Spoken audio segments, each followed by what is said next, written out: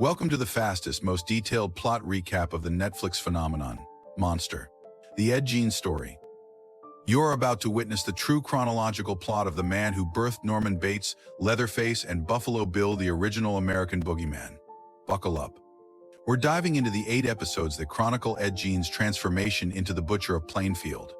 The series immediately establishes the suffocating foundation of Ed Gein's life. Isolation on a rural Wisconsin farm under the absolute domination of his fanatically puritanical mother, Augusta Gein. Her total control condemned all sexuality, labeling women like neighbor Adeline Watkins as Jezebels. This extreme repression led to Ed's disturbing private rituals, including spying on Adeline and retreating home to engage in sexual self-punishment, slipping into his mother's undergarments. Augusta's discovery of this ritual only reinforced the warped moral code that fueled his devotion. A crucial precursor to his crimes is the contamination of culture. Ed's neighbor, Adeline, shares gruesome material, including photos of Nazi concentration camp victims and an article about war criminal Ilse Koch, infamous for making keepsakes from human skin. This provides Ed with a grotesque conceptual instruction manual for his future fixations. The first homicide occurs when Ed's brother Henry urges him to leave Augusta.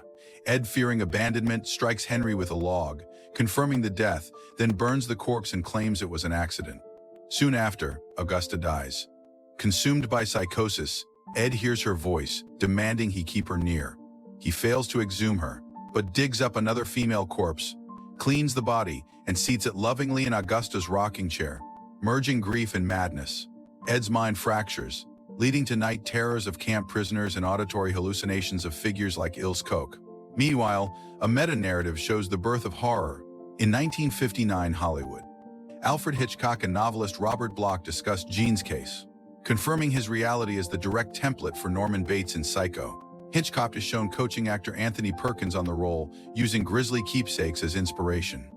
Adeline visits the farmhouse and Ed invites her to meet his mother, leading to her horrified discovery of the staged corpse in Augusta's rocker. Shaken, Ed later kills tavern owner Mary Hogan with a shotgun, after she suggests arranging sexual encounters, removing the body to his farmhouse. He successfully plays the harmless son for questioning. Escalation follows. After terrifying local children with a decomposed head, Ed abducts young babysitter Evelyn. In a deeply disturbing horror scene, Ed kills Evelyn in his barn, forcing Augusta's preserved corpse to enact the violence, demonstrating his full psychotic break.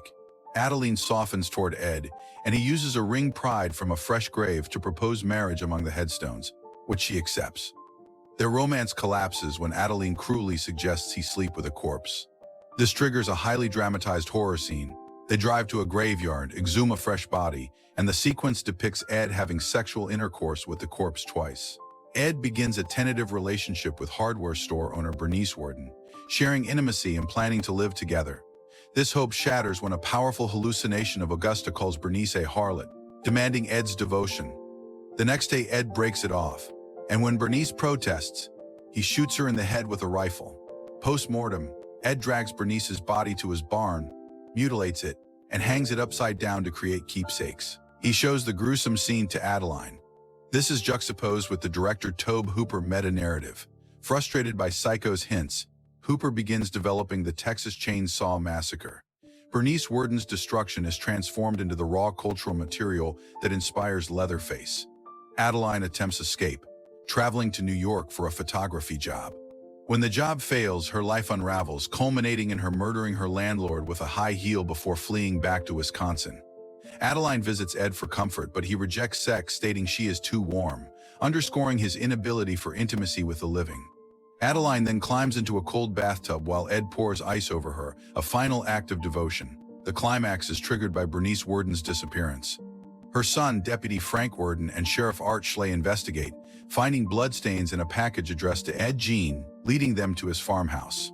Inside, officers discover a waking nightmare. A filthy house littered with human remains, including bowls from skulls, chairs upholstered with skin, and masks cut from faces.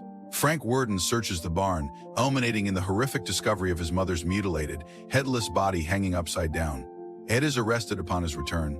During interrogation, he remains calm, admitting to grave robbing and creating keepsakes, but denies the murders.